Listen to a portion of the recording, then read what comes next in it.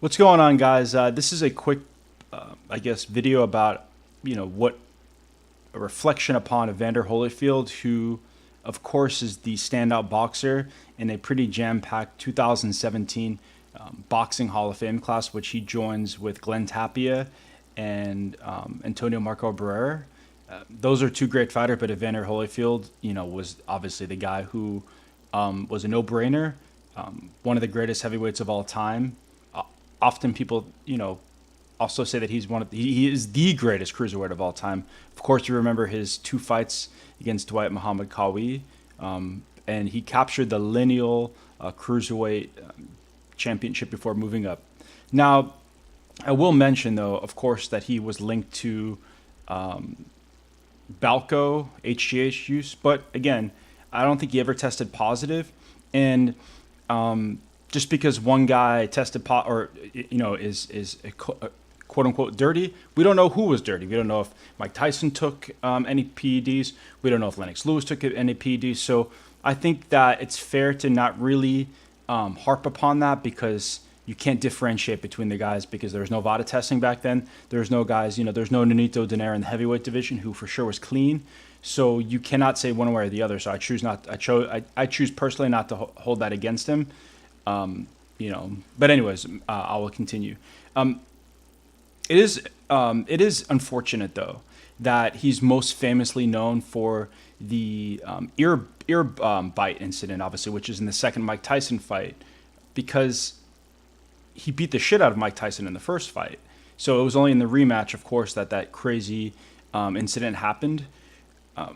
Me personally, I remember him the most for his three fights with Riddick Bowe. The first fight being one of the best heavyweight fights I've ever seen. A fight where, that round 10 where he took that uppercut and continued to fight forward. Riddick Bowe, who was a legitimate natural 6'5", 6'6", 250-pound heavyweight.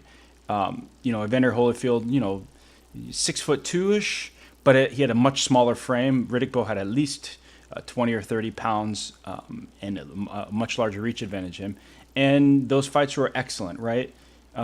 His career, of course, he fought past his prime like a lot of boxers do. I think after that, after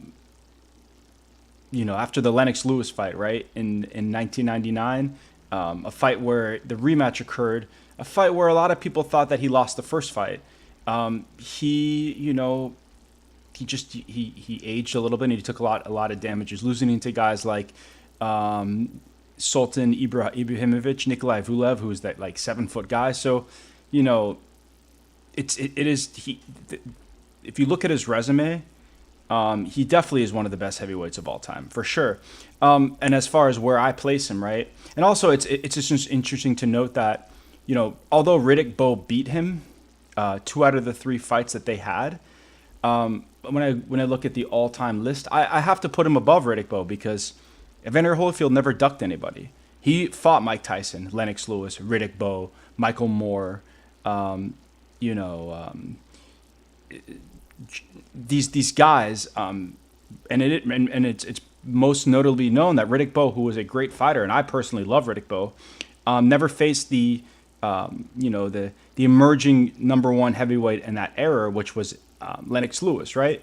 So I think Evander Holyfield, I put him, just in outside the top, or just in the top 10, right? I put him behind fighters like Joe Louis, Muhammad Ali, Larry Holmes, Rocky Marciano, George Foreman, Joe Frazier, and Lennox Lewis. So, I have him right around, 9 or 10. Again, I put him above Mike Tyson, because if you look at the impact of their entire career as a once, not to mention the fact that he beat Mike Tyson twice, Evander Holyfield did a lot more than Mike Tyson. Although it wasn't as impressive, because he wasn't as viewed as the murderer, the destroyer that Mike Tyson was. Evander Holyfield is a great fighter. The way that he fought, the way that he grinded down opponents, he was a body puncher like none other that we don't see today in the heavyweight division. He had a chin and a heart that I don't really see in today's heavyweight division as much. It's and now we see, unfortunately, we do see, I think, the impact that it had, because I think that he is a different man from all the wars that he's been in. But, it is a damn shame that Evander Holyfield is, like I said, he's most known for the infamous ear bite situation. Um, it's and he was the good guy, right? Like Mike Tyson was the guy, the bad guy doing cocaine, sleeping with prostitutes, and Evander Holyfield was the guy who was a family man, always talked about his mom, was a Christian man. So I just hope that as history goes on, that Evander Holyfield is appreciated as one of the greatest heavyweights and one of the greatest fighters to ever live.